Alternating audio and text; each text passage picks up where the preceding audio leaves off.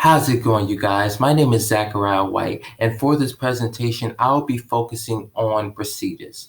All right. And just to give you guys a little heads up with regard to the structure, I really broke it down to 3 segments. All right. The first one is just going to be general information. The second one will be key highlights, key events. And then the third one will be more information, specific information about those key highlights. So with that being said, we'll just get right to it.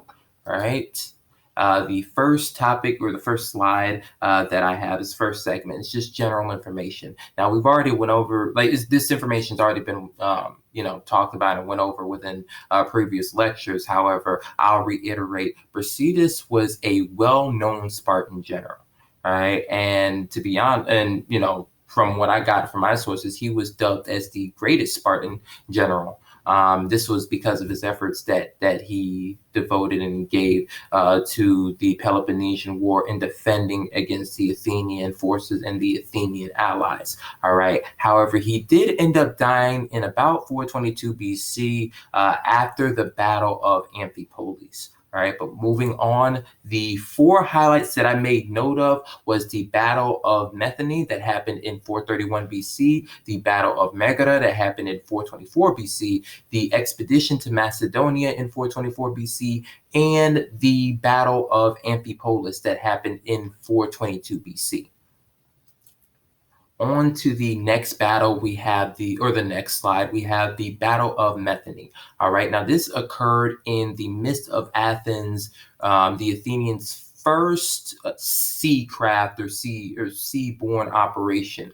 All right, this involved about 100 or so ships and over 1,000 troops were utilized and deployed. However, Methane as a city was significant due to the fact that this was the first city, the first area that Athens really designated to attack. All right, this was the first major area. All right. However, they were not successful in their endeavors because Brasidas and along with the help of 100 hoplites, they ended up defending off these Athenian forces, pushing them to retreat to Elis, where they ended up having to attack there. All right. But moving on to the next slide, we have the Battle of Meghada. All right. Now, in the midst of this battle, or I'll say like a key thing that really comes to my mind, just as I was researching this, was that it was really evidence of Brasidas's army recruitment expertise, because he was able to acquire 3,800 troops on the way to defend Nicaea and Meghada, who were in need of defending because they were about to be invaded by the Athenian forces. However, by the time that Brasidas and those troops got to that particular area, Nicaea was already invaded and Meghada was en route to being invaded. Now, despite the fact that I have up here the Battle of Meghada, it really wasn't a battle. Brasidas returned to Tripodiscos and he was able to accumulate more troops, and he came back with a total of 6,000 troops. All right, and this was really a turning point within the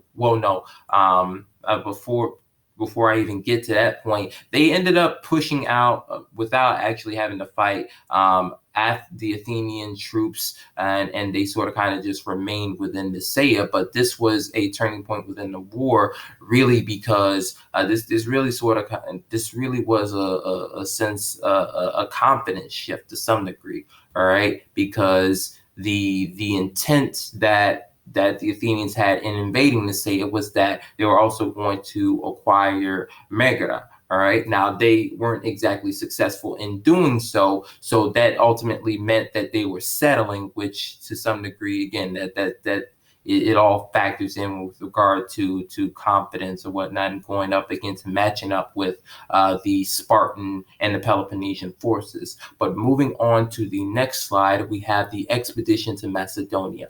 All right, and there are a couple of key points that I like to make note of within this expedition. The key piece, a way that Brasidas did a number in this particular event. He helped encourage the revolt and rebellion of Athenian allies, and this all spurred from the Athenian treatment towards their allies and whatnot, as we've learned about just within the past lecture. All right. However, with regard to the army numbers, at this point in time, Brasidas had about 1,700 troops, and of those numbers, 700 of them were helots, and that was significant because this was really the first time that Spartans allowed helots to be involved within warfare, but they really did this because they tried to reduce the likelihood of a helot revolution or rebellion against Spartans. All right. However, another key star point that must be noted is that despite the jealousy of other Spartan leaders, they were in a sense compelled to defer to Brasidas because of the effectiveness of his methods. All right, and a key thing to look at within this particular example is that through Brasidas's use of diplomacy, he was able to get the Achaeans to defect from the Athenians and the Delian League and to side with Sparta and the Peloponnesian forces. All right. Now going on to the final example, we have the Battle of Amphipolis. All right. And I'll say this was really a clash between two well-known prominent generals. All right. You had Brasidas of Sparta and you have Cleon of Athens. And the way how it sort of kind of unfolded was that Brasidas led a straightforward attack towards Cleon and the Athenian army, and he also set up a sort of kind of a sortie in which there were also Peloponnesian forces set up in defense positions, and they also rose and attacked as well. And Cleon, upon seeing this, ordered his troops in a very ambiguous fashion to retreat to some degree, a retreat in good order, I believe was in quotation marks. And it ultimately left the Athenian army, it rendered them vulnerable to some degree. And the Spartans and the Peloponnesians, they took full on advantage of that. All right. And overall, within the whole process of this, Brasidas, he was mortally wounded, and Cleon was killed by a Myrcanian peltast, I believe. And eventually, the Athenians, they were not able to withstand the Peloponnesian forces, and they ended up retreating. And it was the Spartans who ended up ruling and reigning supreme. And I'll say Brasidas, he lived long enough to see the victory, to witness the spoils. But in also a key, this was also very significant because the people of Amphipolis, they replaced their original founder Hagnon, and they made Brasidas they celebrated him as their new founder.